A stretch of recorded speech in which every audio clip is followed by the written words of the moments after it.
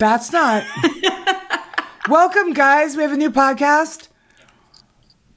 And our new guest, our new co-host is Laura Ackerman. Hi, I'm Laura Ackerman. And I'm going to try to say a bunch of Hawaiian words. Welcome to History of a Haunting. I'm Carrie. That's Erin K. Bailey. Laura's hiding. Laura's in the doghouse. Just kidding. Weren't we just talking about how disorganized and how the production of this podcast is ridiculous? It's shoddy at best. At best. At best. Your choice of guest host. What does that tell you about what you're doing? Listen, it's kind of ridiculous. Hold on, guys. Hey, there she is. Hey, Laura. Hi. She's not gone, guys. She's not being replaced. I was starting to get worried about my job security. Yeah. But then I was like, oh yeah, I don't get paid. Oh, right. We don't get paid for this. Right? You're going to start a union, aren't you? Too much work. It's too much work to start a podcast union. Anyway, guys, hi. Welcome to History of a Haunting. We have a very special guest. You all know her. She celebrated the new year with us. Ladies and gentlemen, a round of applause for little Miss Erin K. Bailey.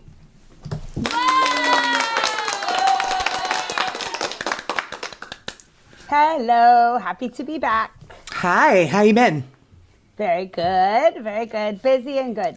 Good. Yes, we have been busy and good too. All right, guys, we're going to get right into it. Our EVPs, I would put the overlay up for that, but it would be Erin. So Laura is a part of the show, and so we're going to just leave it like this. We went to the Ohio State Reformatory Paracon. We had the best time. And we do have some merch left over from the sales that weekend. So we've listed them on our website. It's the pint glass, the wine glass, the coffee mug, and 6 different styles of stickers. So you can find all of that merch at our website, hoahpodcast.com/store. Okay? Sweet. Class, everybody clear on that, class? All right, good. Also, we do want to do a welcome. We did it on social media, but we have a new teammate here at History of a Haunting. Her name is Erin Bush. Her initials are also EKB. Her name is Erin Bush. She is the assistant to literally everybody, and she's now running our website. So thank God for her, because we never kept the old one updated. We never did everything I wanted to do. So Erin does that for us now. So give her a big welcome and a giant thank you. And then, yeah, Erin, you're kind of the best. You know what? I think that we need to establish some sort of hierarchy here. I will now be referred to as Big EKB, and she gets to be Little EKB. Little EKB. All right. Okay, we can do that. Although I really prefer calling you EKB asterisk. Oh, you're going to drag up old pain. Do I need to play the cameo? So, all right. Little EKB is now running our website. So thank you very much. That is very, very helpful. And she's doing a great job. The new site looks amazing. So she's going to list all of the upcoming guests. She's going to update the episode. She's going to do all this fun stuff. So speaking of upcoming guests, you guys love them. You guys, we had so many people talk about the Madame Pele episode. They're really glad that you're back. So of course we were like, well, now we got to do even creepier stuff from Hawaii, which you're not in love with, but I'm glad that you're willing to do it. And then guys, we've got a ton of guests coming up over the summer. We've got the Staticom team. I don't know if you are familiar with what Staticom is, and if you're not, then you definitely want to tune into this episode. It is revolutionizing the paranormal investigative field. Laura and I, they used to call it direct radio voice. Laura and I had the wonderful opportunity to see it in action. So we're going to have Tony and Cherie, Ron and Lourdes on the show telling us all about Staticom, and we're actually going to be using it on the show as well, so you guys can see exactly how it works. It's amazing. If you don't watch them already, EVPE is on every Monday night at 9 on Facebook and on YouTube, so check them out. We're also going to be doing a recap episode of our investigation that we did at the Tribbett Clinic here in North Carolina. So we're going to have Zach and Mike Bennett on, Jason Roach. They were all there with me, and all of the evidence we captured. We're going to show Laura. And none of you guys can't see or hear any of it. We're just going to show Laura. And then we're also going to have Erin Bush on the show. In addition to being our website queen, she's also a Reiki master. So she's going to come on and talk to us all about energy healing, Reiki, all that fun stuff, how important that is. And so you don't want to miss that. After that, we're going to be talking spiritualism with Andrea Perrin. Erin Bush is going to be back. And I feel like she's trying to just kind of muscle her way into the whole show. Anyway, Andrea Perrin, Erin Bush is going to be back. And then we've got also Michelle Roos, who is a really phenomenal investigator. She is actually the very first woman recognized, I believe, by the Catholic Church. I don't know how if you graduate or go to school, I'm not really sure how that works, but she's the very first female exorcist recognized by the Catholic Church. So that's going to be a good one. We're going to interview the group from Ohio State Reformatory and everybody that put on the Paracon. It's going to be a lot of fun talking to those guys. Seriously, that was a fabulous event. And then we've got Anthony Simonelli is coming on. We're going to talk about the Shanley Hotel. We're going to have Rick McCallum on, who formed the group, I think it's called the Hollywood Ghost Hunters, with Kane Hodder, who is the original Jason. Rick is a former Hollywood stuntman, so we're going to have him on the show as well. Plus tons of different and new locations. So big doings here at History of a Haunting, Laura. I mean, I'm excited. So I'm like, I don't even think I knew about half of that. I love it when you do all the work and then tell me about it. Right? Also, like, she cool, doesn't read her emails. So good. She doesn't read her emails because I sent you the entire guest list. I'm busy. Listen. And apparently so are you. Good job. Cheers. Thank you. Anyway, guys, let's get right into it. This one I've been wanting to do for a very long time.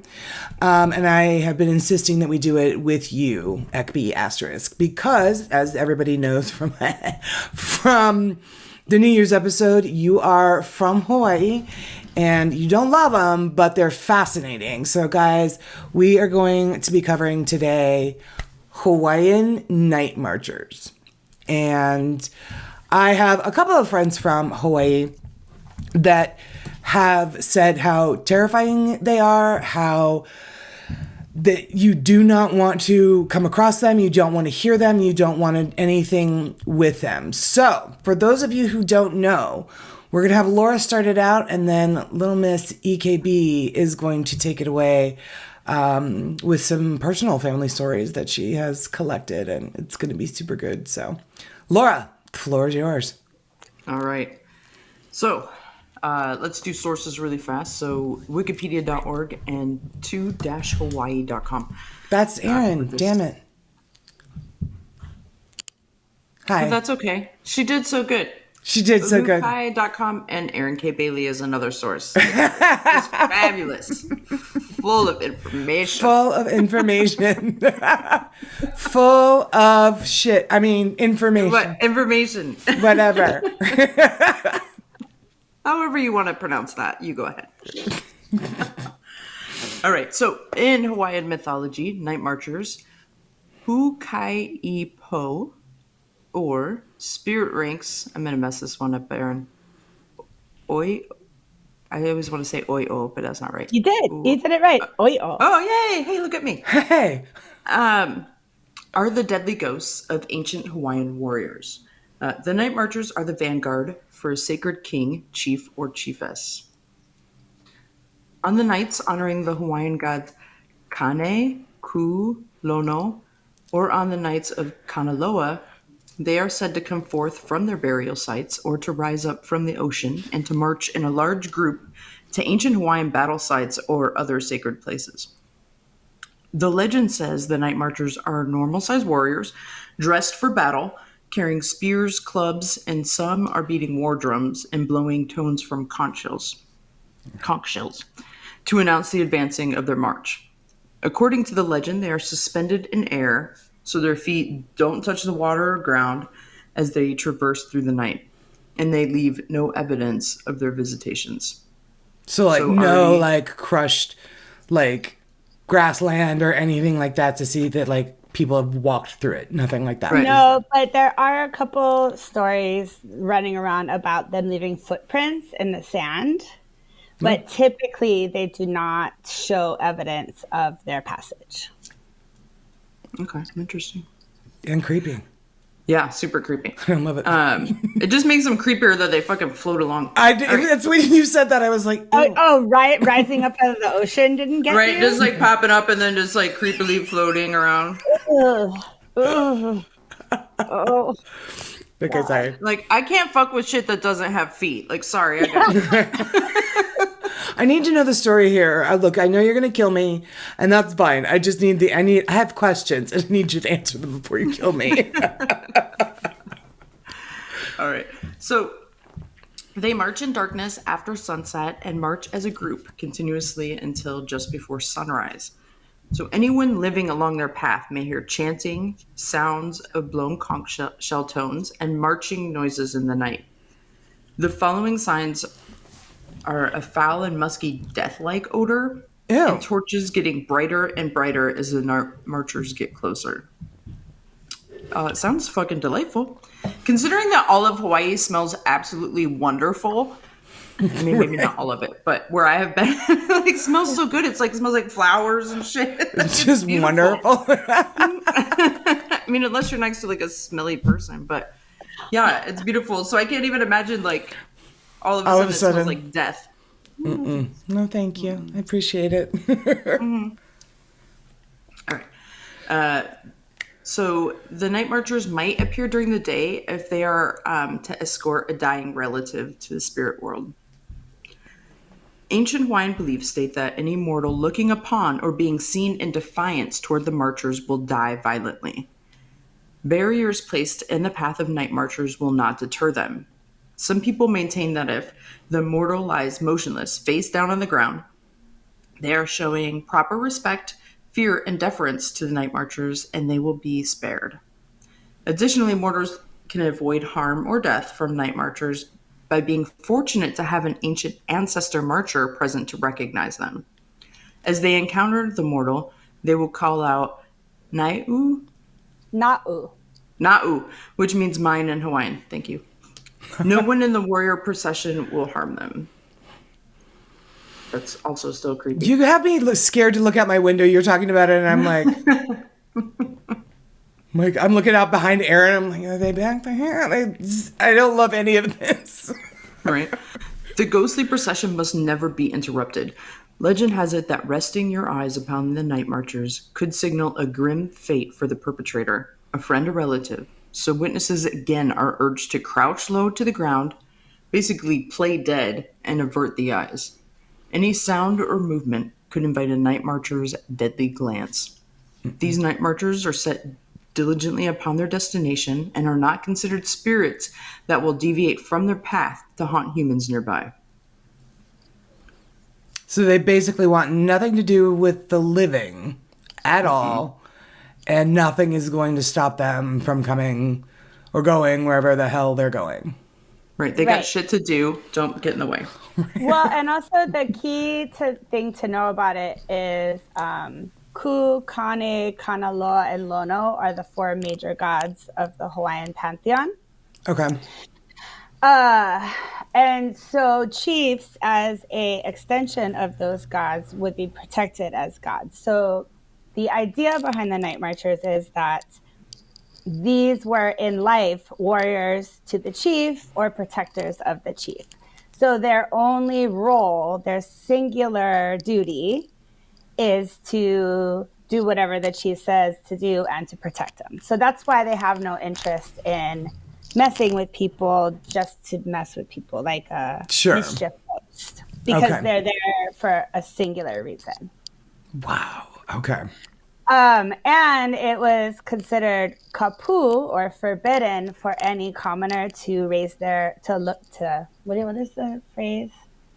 To lay their eyes on someone of chiefly rank. And so that's why prostrating yourself, not looking at them, being motionless, being soundless is a sign of respect. Because that's what a commoner was expected to do if a living chief were suddenly to cross your path. That's another reason why they do the conch shell sound, the pu, it's called in Hawaii. But that is a signal that they used to use as they were marching towards different villages that a chief was coming and to everybody to get prepared. Aha, okay. All right. Because the second you, like, even if it was an accident, dead. Like immediate death? Immediate death. Just drop dead. No, like what I'm saying before, like during an actual living chiefly procession, if they happened to come upon you and you didn't realize and you looked at the chief, it was immediate death. Whoa. So they're just doing what they did in real life. In life, and when they were alive. Mm-hmm. How many are there? Like, is it like all of the night marchers march together, or is it like there may be a group over here and then there may be a group over here? Or I think there's groups because they're usually attached to sacred spaces, as we'll talk about a little bit more later. Temples, burial sites, things like that. Okay. Or they are attached to signs of battle. Or not signs, scenes of battle. Oh, okay. So they will, perhaps a whole army will march towards the scene of a battle, which one of them is what we'll be talking about in a minute.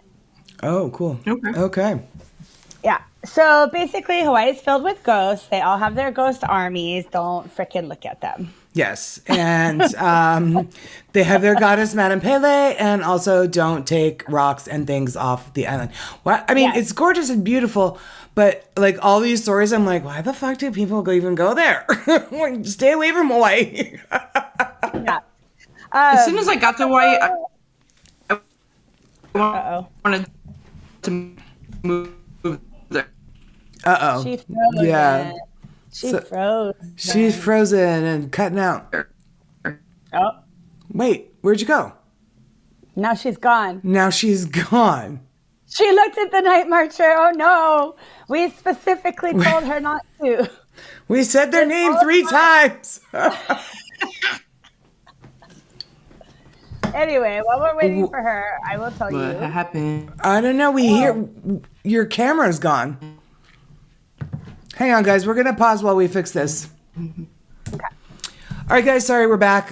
Laura, I don't know. We think a night marcher got her, but then she convinced him to let her go because she's back now. She prostrated herself. Mm-hmm. She did, yes. Yeah. Okay, so just a few more things to add on to Laura's part. As we mentioned, they will often leave at sunset to return to sacred sites, temples that are called heiaus in Hawaii, or locations of past battles. They will return to their gravesite at dawn. They are there to accompany also the ghosts of high-ranking chiefs, or to accompany their ohana or family member on their journey to the spirit world. Yes. I did learn that word in Lilo and Stitch. Yes, very important word. Ohana means family. Okay. Yeah. The ways that they present, and Laura mentioned some of these, was that they're most often seen during the full moon. Incidentally, there are also accounts of them marching on a full moon, but that when the sky was covered by clouds, so the moon was not visible, they were still marching during the time of the full moon. Oh, okay. Most often seen as a line of torches as they march from either the ocean to the valley or vice versa. Not scary at all. The sound of the pu, which is the conch horn, which is what is traditionally used to announce the arrival of a chief as he traveled around the island. Very often you will hear oli, which is chanting. In the Hawaiian tradition, oli was often because we had no written language, so it was an oral tradition. So the oli that would be chanted as a chief was accompanied would often be their name chant, which is basically their genealogy chant, or chants about their war battles or other things that are important to chiefs. God, that is like terrifying. They come up out of the ocean. They float. They have no feet. There's a line of torches. They're conch shells. They're chanting. Yeah. Yeah. As you mentioned, they're often floating, although the only presentation that comes up often is as they return to the ocean, there will often be footprints in the sand. Wow. Only one direction going into the ocean, which is also creepy. That is very creepy, but also kind of cool. Creepy. Yeah. They also sometimes present as shadow type figures, not full apparitions. Yeah. Okay. So the actual first documented record of the Night Marchers goes back to the time of Captain Cook's arrival in the islands in 1883. Recovered archives registered the first reference to a huaka'i describing a mighty phantom army. The spirit ranks proudly led by the spirit of King Kamehameha, pacing angrily about on the big island of Hawaii. Wow. Okay. So this is interesting because much like in some Asian religious cultures, your spiritual ancestors are still active participants in your life. Right. So your spirit ancestors would know about current events and react to them in ways. Right. Several residents tell of ghostly tales of rhythmic chanting, poo blowing, the beating of distant war drums, which are often carried on the evening trade winds as it goes through the valley. So that's another thing to think about, is that you might be like, well, if they're all the way back in the valley, how are you hearing the sounds of the drum or the conch shell or any of that? Right. But they're very narrow valleys and we have very strong trade winds. So... And also, when you live in the country, like I did, there's not that much ambient sound. Sure, to drown it out. Yeah, like highway traffic or anything like that. Yeah. Okay. Let's see. Oh, actually, I forgot. My reference is from olukai.com. That's Olukai, and that is a native Hawaiian written, created website. Just okay. We did put it in the sources. I did add it. Good. I did add it, yeah. Okay. Let's see. So the warriors are described as marching with a god or chief as their leader, accompanied by a band of torchbearers leading the way. Hawaiian storyteller Lopaka Kapanui remarks, the night marchers' job was not to terrorize people. It was simply to protect the most sacred, high-ranking chiefs. The night marchers showed mercy by traveling at night to spare people from harm. Wow. Okay. Ooh. I mean... So here's where it gets a little weird. Here's where it gets weird. All right, great. Right. Everything was super normal at this point. For me personally, here's where it gets a little bit weird. Because I knew... Growing up in Hawaii, I knew about stories of the night marchers. I knew about the Pali Lookout and the battle that happened there. Like, there's a certain amount of history that I absorbed as a kid, and also legends told family members, just general cultural awareness around that. And I did know that on my dad's side, his family can be traced back to Native Hawaiian ancestors in this area, the area that I grew up. To contact. So before Christopher Columbus. Wow. Okay. So all of that to say that my family has a very long history in that area that I grew up. We didn't always live there, but that's where I grew up. Okay. So as I was reading where the night marchers are usually spotted, I noticed a pattern that these are either places that I lived, went to school, or had family members live.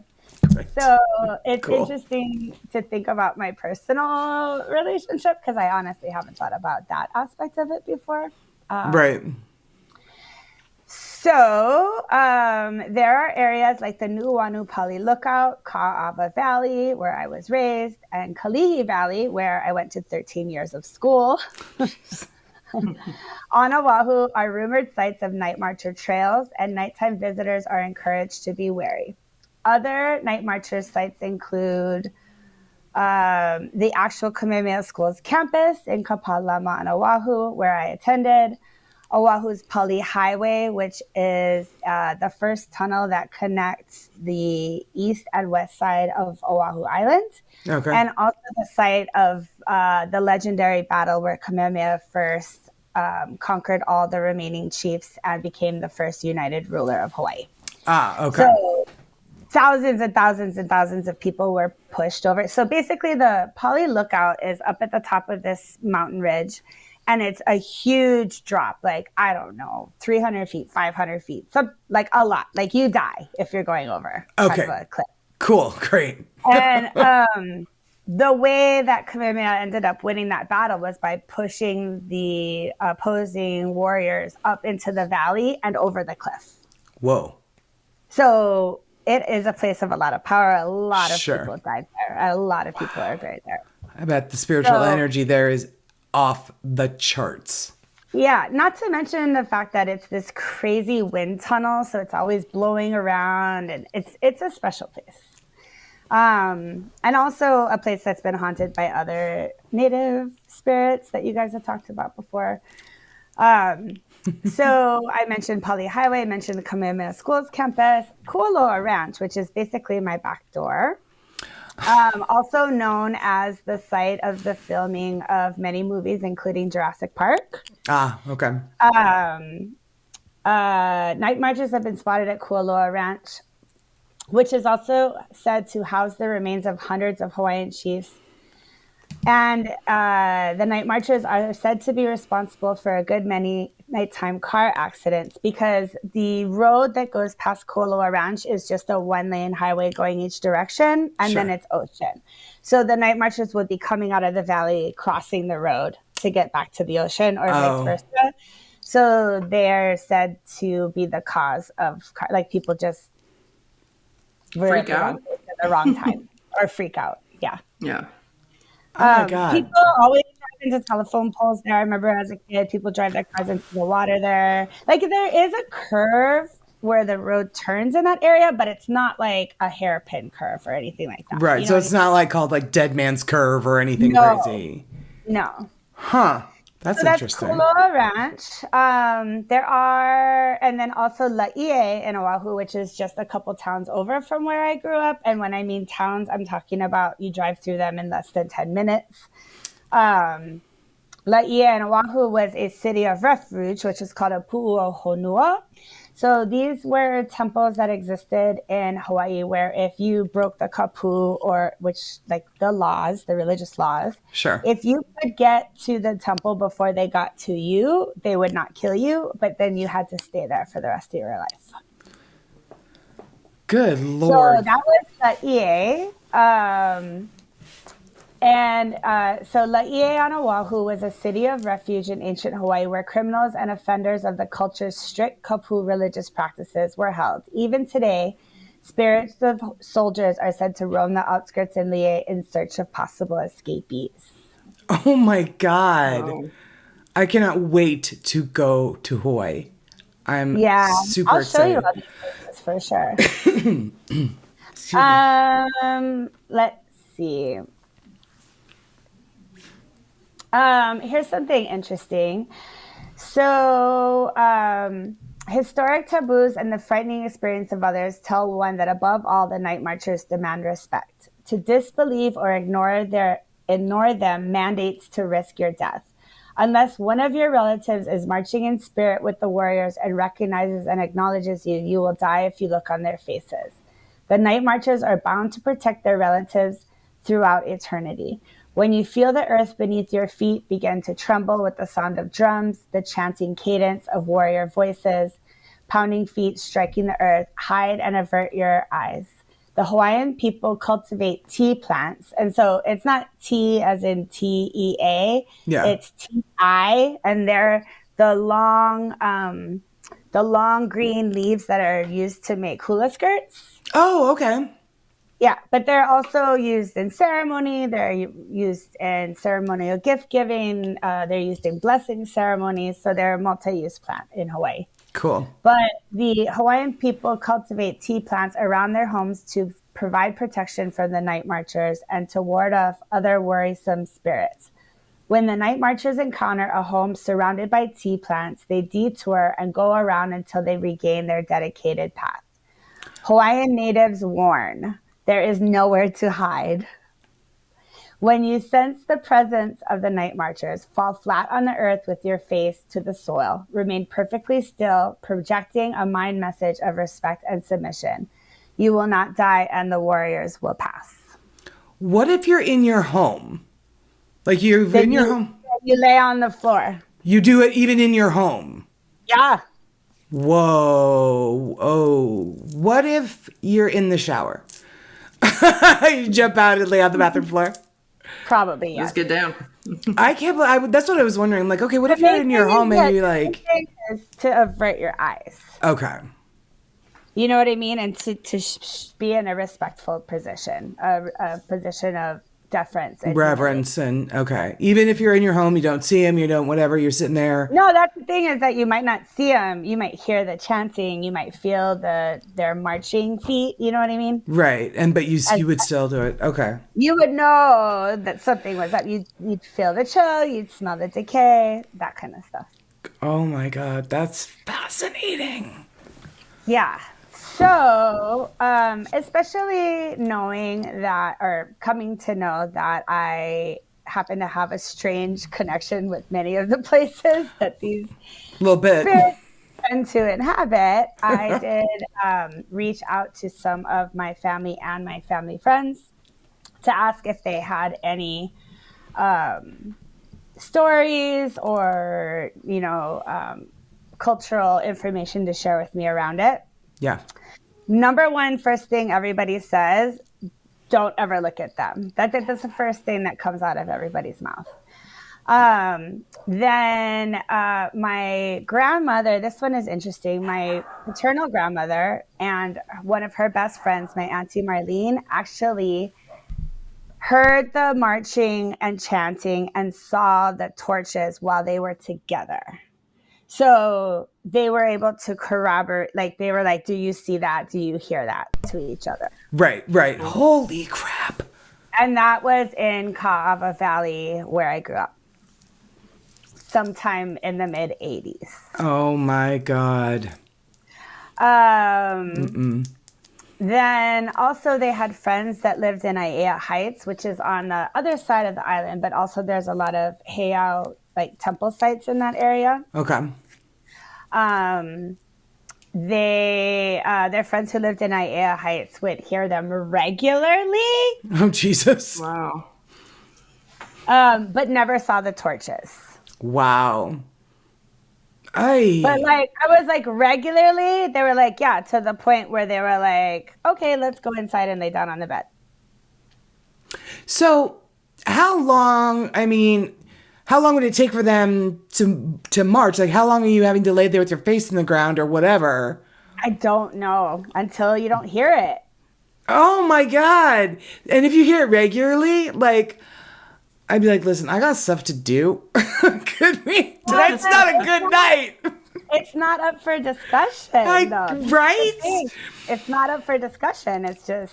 That is... Spirit of the chief is coming by, and if you don't show your deference and respect, then you might get killed along the way.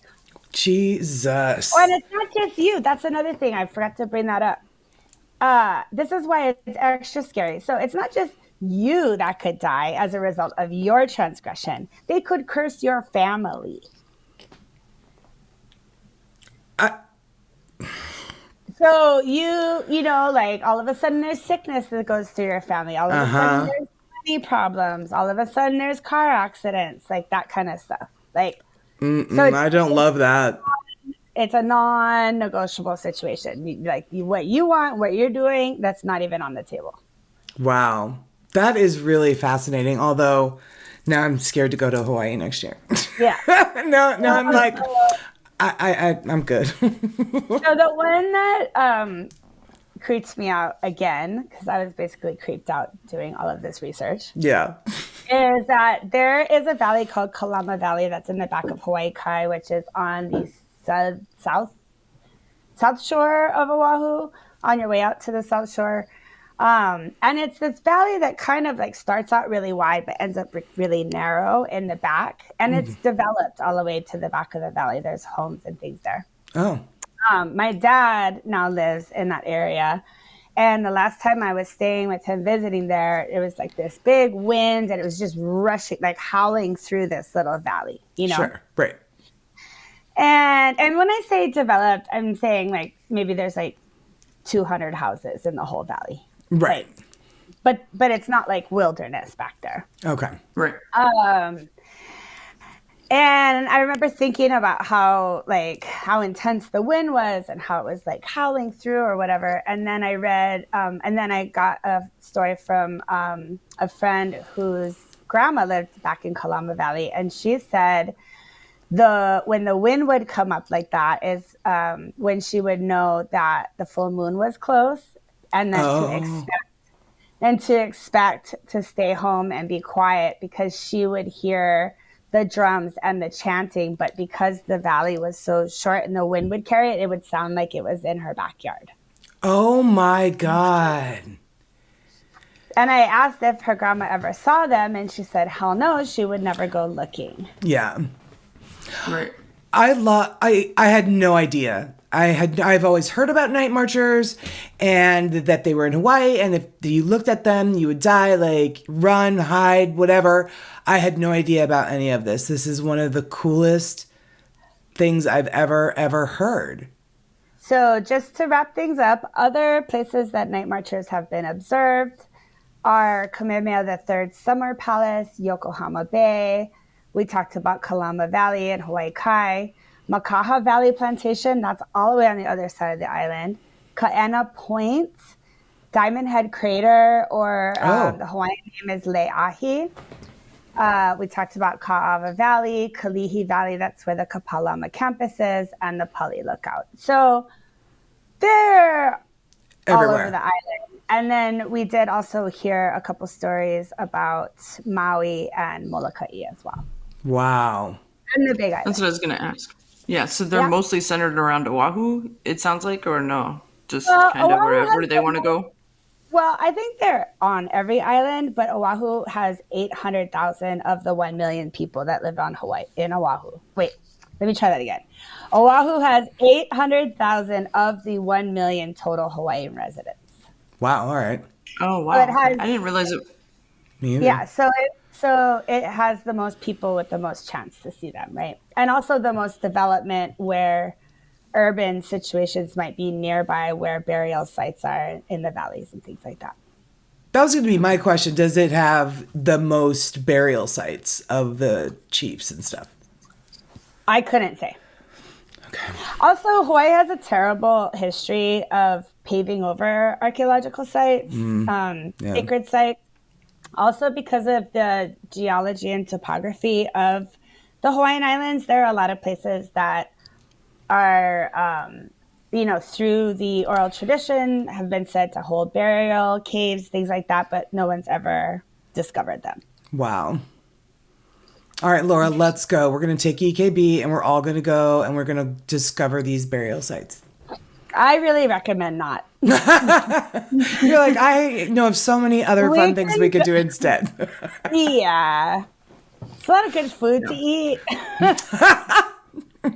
Like I said, I loved Hawaii when I went, so I mean, it was a lot of fun. Yeah. I'd like to see more islands. I've never ever heard anybody come back from Hawaii and said, man, that place sucked.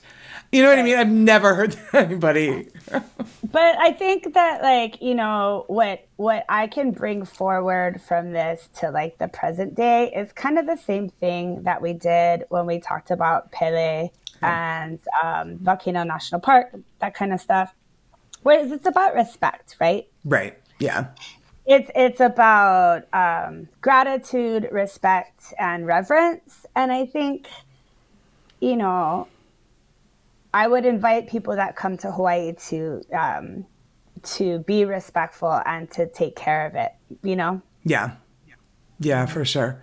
I almost feel like if you did not maybe not witness it, but if you heard the drums, if you saw the torches, if you whatever, that almost might feel like an honor to be able to lay down and pay respect, and that I don't know, It would be honorable to do the right thing, but no Yeah. one would consider it an honor because nobody wants that. nobody wants it. Yeah. No, you just don't. You don't want, like, if you hear it, you see it, whatever. Oh my God.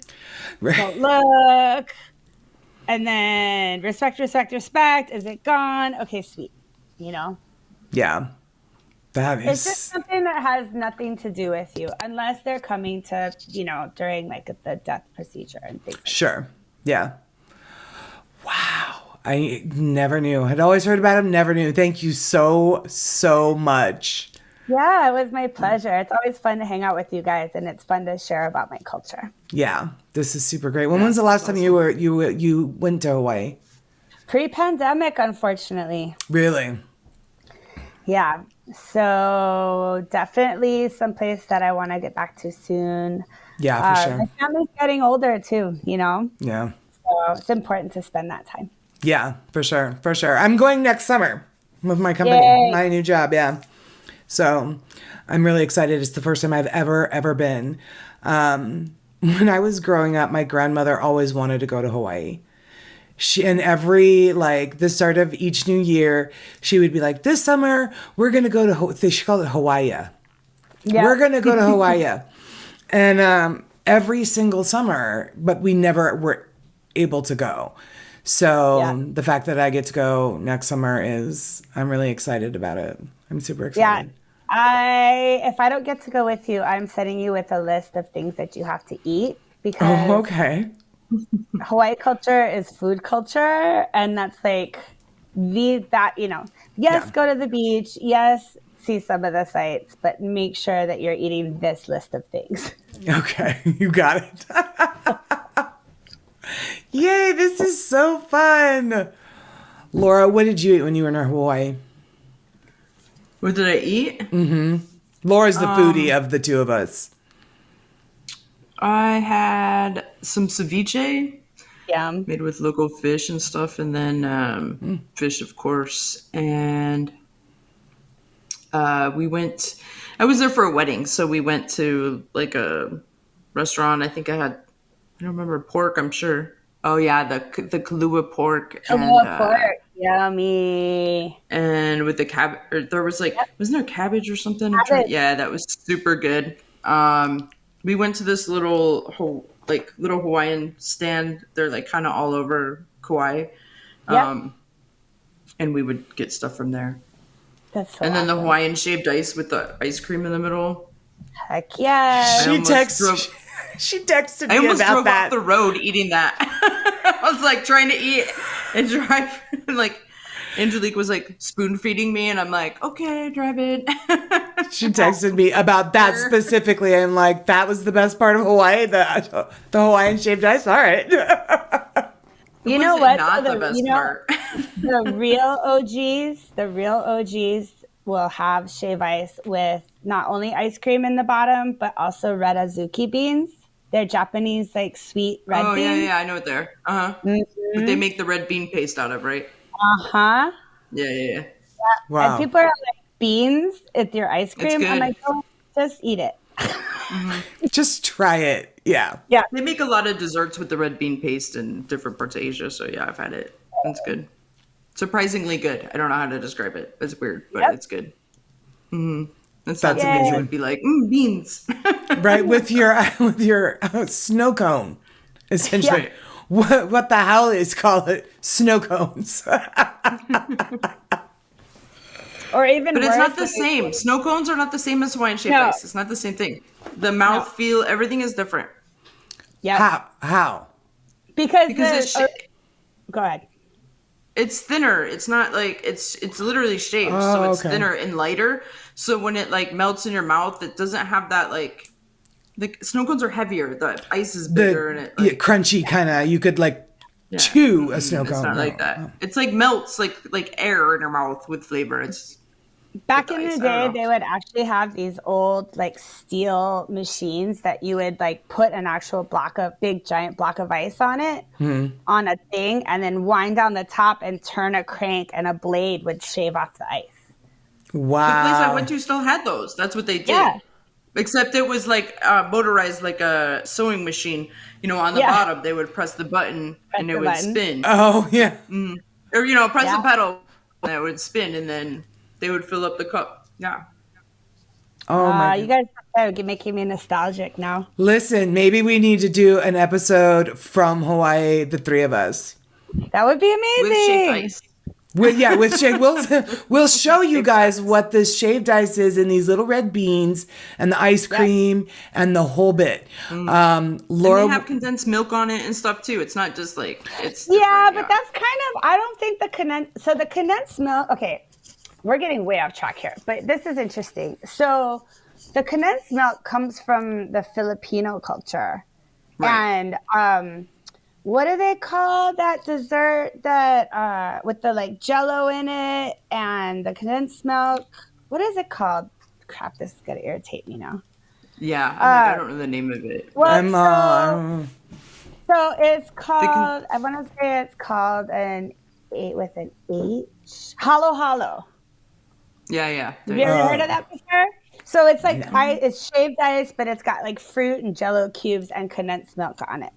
So, but because Hawaii is such a mishmash because of the plantation experience, right. that eventually the condensed milk from the Halo Halo made its way into being a shave ice thing. Oh, okay. Yeah. All right. Wow. I love it. This is exciting. All right, guys, Night Marchers. Now we're talking about food. and now we're hungry. Yeah. And now we're hungry. Laura's going to get on Skyscanner and find us plane tickets. And They're on sale from Phoenix all the time. A couple $100. Phoenix, LA, basically West Coast. You could get there pretty cheap. wow, that would be amazing. Are you planning on playing anywhere in Hawaii coming up, EKB? That has been in the works for a long time, but I probably need to get back on it and connect with some promoters if you guys really want to go. I think we should. Yeah, awesome. I think we should fucking do HOAH live from Hawaii. We're not going to look for the Night Marchers, guys, but... You can mic me up on a surfboard. Dude. That would be the freaking best. That would be so much fun. This is EKB reporting live from an outrigger canoe somewhere outside of Waikiki. Right? Carrie has already capsized her canoe and is currently sitting on top. We're being rescued. Yeah, me surfing would just be me sitting out there like my arms are tired now. Right? What do you mean I gotta Old. stand I'm just gonna up? like lay down and let the surf take me in. Oh my God, you guys are hilarious. Listen, 46 years old, the spirit is willing, but the body is not. Right? Just getting out there makes me tired now. Right? And The I'm done. whole idea, I'm like, oh, girls. Here, where can I get a drink? 1,000%. That's what I do. I'd sit on the beach and watch you guys while I drink my fun drink. There you go. Right? That'd be That the is show. kind of the way to do it. Yeah. Yeah. So, Well, I'm going to be at the beach next weekend, so suck it. I'll be in Mexico. oh, Thanks, Laura. next weekend I will be. You're welcome. It's still going to be hot as Nowhere. shit, though, so, hey, I got to do what I can do out here. That's You true. guys are still in decent weather. It's like already 100 here, so. Yeah, it was cold this morning. I was in sweats and a hoodie. This morning it was like 60 degrees. I'm like, I love it here. See? That's what I'm talking about. Yeah. You're wearing a hoodie right now, Erin. It's like 105 outside. It's sunny here today with blue skies, but there's a cool breeze, so it's just a little nipply. Yeah. Mm-hmm. See? Haha. Yeah, Meanwhile, exactly. So I have to go to the beach or else I'm going to just melt. Yep. that's Arizona for you. I keep telling you to move. I love Arizona, to be honest. We went camping. Now we're at the bullshit part, right? So we went camping last weekend at a place called Dark Sky, New Mexico. And it's one of 14 places. Hawaii also has one that are certified dark sky. Yep. And the amount of stars that you can see are unbelievable. Yeah, she sent me pictures. It was I've amazing. never seen so many stars. And you can see the Milky Way with your naked eye. You can Yep. see I was like Venus, Mars, I mean, it was great. Really so we're tremendous, definitely yeah. going to go back when there was like a quarter moon. So we're going to try to go back when there's no, Oh, cool. but it was, yeah, Oh, stunning. you froze again. Gorgeous. Uh-oh. It always has to make her pause, like when she's like in the middle of a so blink or. You forget how amazing the sky can be when you're not surrounded by city. All right, hang on. We're pausing again because Laura's. Of course I did. She's janky. Hang on. All right, Laura might still be a little bit janky, but anyway, sorry, Erin. We totally hijacked the part of the story. No, you didn't. Oh, were you done? Yeah, I was done. Oh, well then never mind. I'm not sorry. Yay. But that was fabulous. That was really great. Thank you so much. It was really great. Yeah, because like I said, I think everybody has heard about Night Marchers, but they didn't, they've heard little bits and pieces from people that went there and heard a story, or they knew people or whatever. And so I'm glad that we were able to like get the full scoop and why they exist. And I don't love how they exist and what they do, but and if I see a torch at night in Hawaii, I'm just, even if it's at a freaking luau, I'm gonna be like, ah. Now I'm scared of all torches. Well, I would like to thank you for having me back on, and also extra thanks to you because I'm going to be pondering my connection to this phenomena for quite a while now. You're welcome. Going to need to unpack that on my own time. Right. That's what we do here. We bring the spooky, the disturbing thoughts that keep you up at night. Yep. Yeah. And no, don't ask me because I draw the line at dolls, and that is firm, Carrie. Listen. We're not doing dolls. I'm not participating in your doll content. That's fine. Would you participate in, we're also going to be covering The Pope's Exorcist. Nope. That movie that show just came out, and I'm like, gotta add that to the list. Love you guys. Love what you do. Don't want to hang out. I've got to draw a firm line in the sand. All right, so no dolls, no exorcists. No. Gotcha. All right.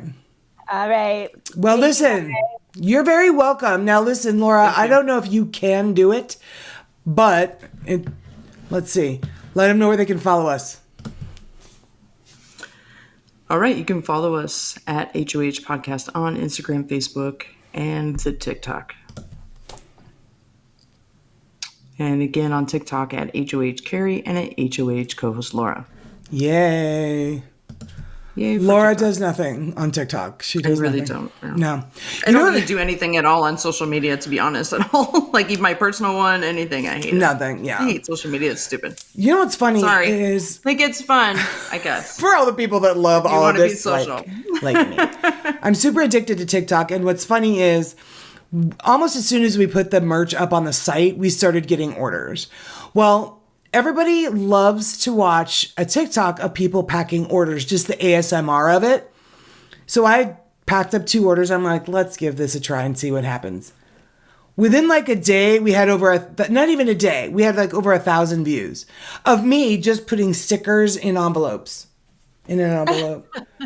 Or, we have that black stretchy, packing stuff of me just pulling it out and stretching it, and the crinkle and the sound of me wrapping it in bubble wrap. They just loved it. I'm like, all right, well, now I guess I'm just going to TikTok every single order because they can't get enough of it. I put it on the podcast TikTok. So another one's coming, guys. We have an order that we are getting together for our beautiful, lovely Layla. And so Layla, your order is going to be packed on TikTok. So look for that. Crazy, right? Fantastic. I'll tell you what. ASMR is a big deal. I'm like, social media is stupid. I told my mom, she was like, what is this? And I had her watch it. She was like, that's all this is. You're not saying anything. You're just packing up an order. I'm like, yeah, but watch. Right. Sure enough, within hours, hundreds and hundreds and hundreds and hundreds of views and likes. I was like, whoa, okay. I don't know. Yeah. It's just I got a place shit you to go. do, dude. I don't know. I don't have time to watch you pack shit. I know. Right? I'm barely getting my son packed. He's leaving in like an hour. Like I just finished packing his suitcase. You should have put it on TikTok. Let me see if I can find this little fucker's socks. Speed it up. We'll just listen to you. It's nuts. They love all, and then the nails. Like they love to hear like. Oh, that shit drives me crazy. It's a whole thing on TikTok. There's a whole world of it out there. So I'm like, let's just try it, and it worked. So podcasts will continue to pack orders on TikTok. Anyway, yeah, that's where you can find us, guys. Should you choose to do so, and. If you want to watch some packing videos, get on it. Get on it. They are. Yeah, get on it. Check out our website as well. We've got our merch there. And then also we have all of our upcoming guests. Little baby girl here in the middle. She is featured very top of the website. So go in and check her out. Erin, tell everybody what is coming up for you. Well, like any good DJ, I say big things coming soon. But I have a couple fairly high-profile gigs coming up that I'm not allowed to say yet. Okay, all right. I've finally gotten to the point in my DJ career where I have a gig that's big enough that I have to keep it a secret. I love it. Which is killing me, by the way. Right. Right. But I'm super excited. It's awesome to have opportunities like that. And then also it's summertime in the Pacific Northwest. So I am now going to be hacking back blueberries for the rest, or not blueberries, blackberries for the rest of the summer. Because cool. They eat your yard. Wow, really? No, cool. No, they're super invasive. And really? And they're very pokey. Yeah. So... Interestingly, goats love to eat them. Did you know that? This is descending into madness. I'm going to go now. I made the best blackberry jam. Oh my God. What happens when you put 3 people with undiagnosed ADHD on a podcast? Who said it was undiagnosed? I mean,